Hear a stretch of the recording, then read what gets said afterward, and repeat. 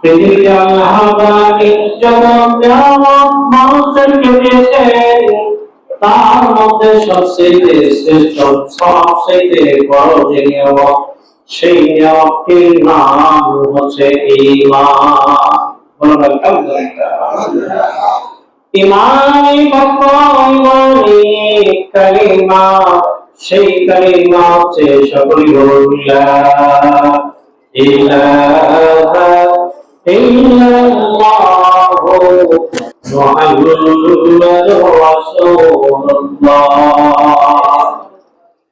পৃথিবীর মধ্যে মানুষ যখন এই কালিমাটা ইকরার বিল লিসান তাসদীক বিল জিনান ওয়া আমাল বিল আরকান, যখন মানুষ জবাব দিয়ে ইকরার বিল লিসান এই কালিমাটা জবাব দিয়ে পড়বে, তাসদীক বিল জিনান অন্তর দিয়ে উপলব্ধি করবে, অন্তরে সেটা ফিট করবে, ওয়া আমাল বিল আরকান এবং বাস্তব জীবনে আমল করবে।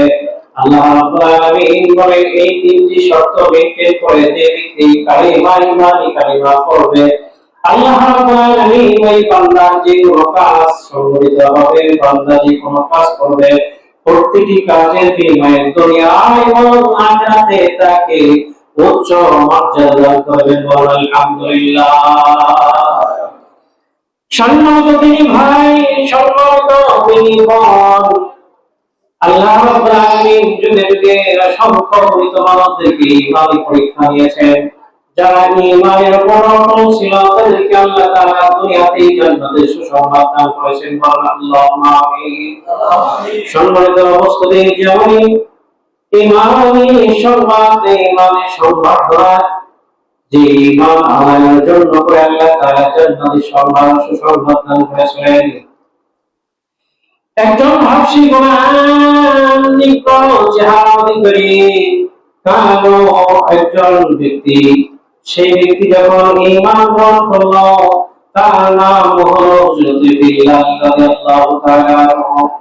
বিলাল যখন ঈমান গ্রহণ করলো তখন জাহিলিয়াতের বেঈমান খাফসা কাজ্জাব দাজ্জাল মুনাফিকরা তাকে ঈমান ছাড়ানোর জন্য আবু জেহেল উতবা সাইবা তারা এরকম তাদেরকে ঈমান ছাড়ানোর জন্য করে বিভিন্ন ভাবে যন্ত্রণা দেওয়া শুরু করলো। তাকে বুকের উপর পাথর চাপিয়ে দেওয়া হলো। সাহাবাদের মাঝে অত্যন্ত ভয় দেওয়া হয়েছিল। আর বলা হয়েছিল, বিল্লাহ তুমি যদি তোমার এই কালিমা ছাড়ো তোমাকে সাজা শাস্তি আর দেওয়া হবে না, তোমাকে আযাদ করে দেওয়া হবে। বিল্লাহ বলে আমি জীবন দেব তবু ঈমান ছাড়ব না। আলহামদুলিল্লাহ। আল্লাহ তাআলা সাধারণ একজন হাফসি কোরআন বিল্লাহকে তাম পৃথিবীর মধ্যে শ্রেষ্ঠত্ব দান করেছেন একটাই মাত্র কারণ, সেটা হলো ঈমান আনয়ন করার জন্য করে, ঈমানের উপর অটল থাকার জন্য করে। বলেন আলহামদুলিল্লাহ। তেমনি ভাবে মহিলা সাহাবীদের মধ্যে থেকে একজন সাহাবী মহিলা সাহাবী রয়েছে, যেমন ফিরআউনের স্ত্রী আসিয়া। আসিয়া যখন কোন কাজে কাজ করার শুরুতে যখন বিসমিল্লাহ বলে কাজ করা শুরু করলেন, এই কথাটা অনেক ঘটনা রয়েছে, সব সংক্ষিপ্ত ভাবে আপনাদের ইঙ্গিত দেওয়ার চেষ্টা করছি। শুধু ঈমানের বিষয়ে, ঈমানের উপর অটল থাকা, তার পুরস্কার সম্পর্কে বিষয়ে ইঙ্গিত দেওয়ার জন্য করে। সম্মানিত উপস্থিতি মুসলিম ইকরাম, ফিরআউনের স্ত্রী আসিয়া যখন কোন কাজ শুরু করলেন, কোন কাজ করা শুরু করার শুরুতেই বললেন বিসমিল্লাহির রহমানির রহিম। কোন কাজ শুরু করার শুরুতে কি বলতে হয়? আওয়াজ করে বলেন, কি বলতে হয়?